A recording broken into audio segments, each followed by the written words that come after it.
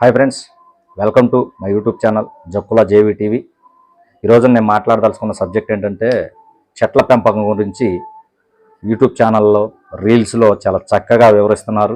చెట్టు బయట ఉన్న టెంపరేచర్ చూపిస్తూ, చెట్టు కిందకు వచ్చి టెంపరేచర్ చూపిస్తూ చాలామంది చెట్ల అవసరాన్ని గుర్తిస్తూ చెట్లు నాటండి అని చెప్పేసి ప్రోత్సాహాన్ని అందిస్తున్నారు. మంచిదే. బట్ కానీ ఈ రోజున సమాజంలో ప్రజలు మనం నోటి మాటగా చెప్తే తీసుకునే పరిస్థితుల్లో లేరు.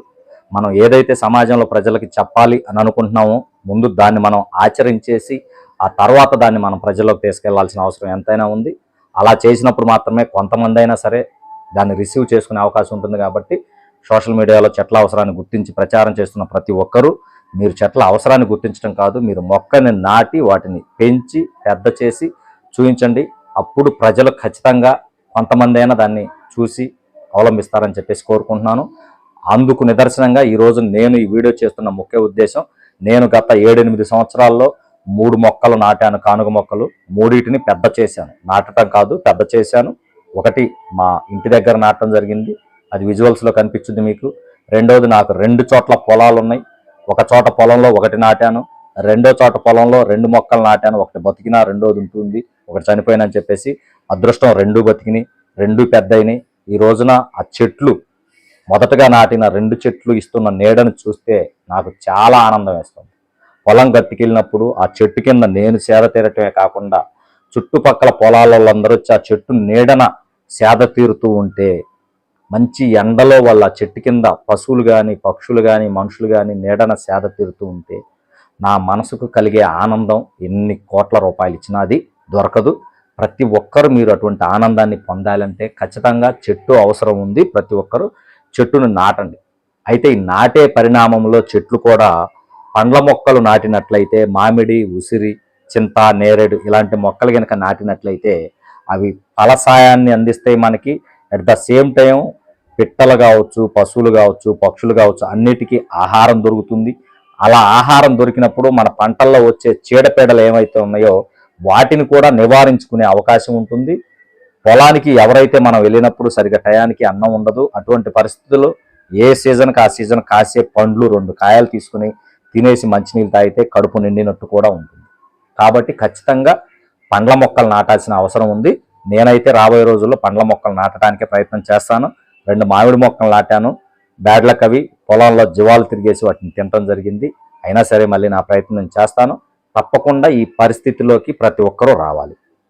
ఈ రోజున ప్రభుత్వాలు ఏ పార్టీ రేపు అధికారంలోకి వచ్చినా సరే ఖచ్చితంగా మీరు చేయాల్సిన పని తప్పనిసరిగా మొక్కలు నాటడం మీద దృష్టి పెట్టాలి. అది ఏ విధంగా అంటే, గతంలో మీరు పెట్టేవాళ్ళు కరువు పనికి ఆహార పథకం ద్వారా మీరు మొక్కలు సప్లై చేసి వాటిని నాటమంటే ఆ ఫీల్డ్ అసిస్టెంట్ల యొక్క నిర్లక్ష్యం కావచ్చు, ఏపీ వాళ్ళ నిర్లక్ష్యం కావచ్చు, మొక్కలు ఎక్కడా కూడా నాటి బ్రతికిన దాఖలాలు కనిపించట్లేదు.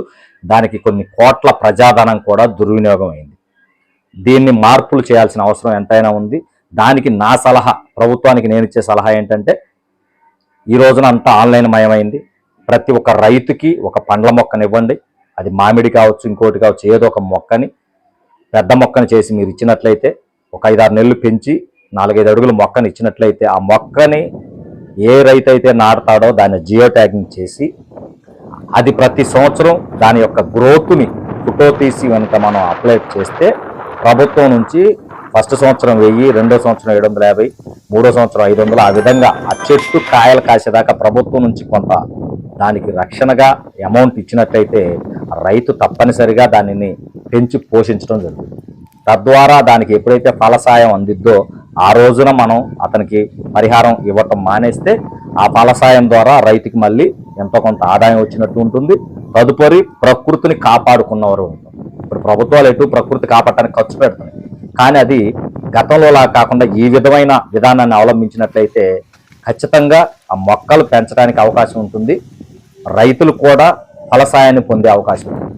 అలా ప్రతి గ్రామంలో దాదాపు 900 నుంచి 1000 దాకా విస్తీర్ణం ఉంది. అంటే సంవత్సరానికి 100 మొక్క కనుక మనం నాటించగలిగితే దాదాపు దానికి అయ్యే ఖర్చు తక్కువ ఉంటుంది. కానీ అవి 5-6 సంవత్సరాల్లో 500-600 మొక్కలు మనం నాటించినట్లయితే మరలా మన పొలాల్లోనే ఖచ్చితంగా ప్రకృతిని కాపాడుకున్న వారు అవుతాము, ఫలసాయం పొందగలుగుతాము.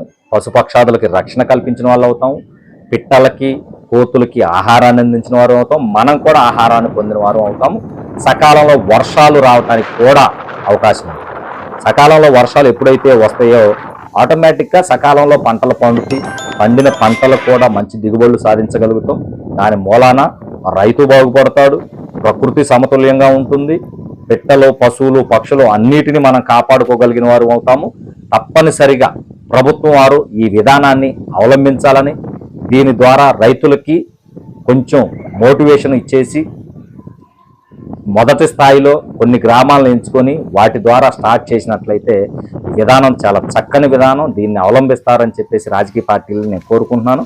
అలానే నా వీడియో చూస్తున్న ప్రతి ఒక్కరికి నేను ఒకటే విన్నవించుకుంటున్నాను, చెట్టుని సోషల్ మీడియాలో నాటడం కాదు, టీవీలో నాటడం కాదు, సెల్లో నాటడం కాదు, భూమి మీద నాటి పెంచండి. కనీసం అట్లీస్ట్ ప్రతి ఒక్క మనిషి ఒక మొక్కనైనా పెంచండి.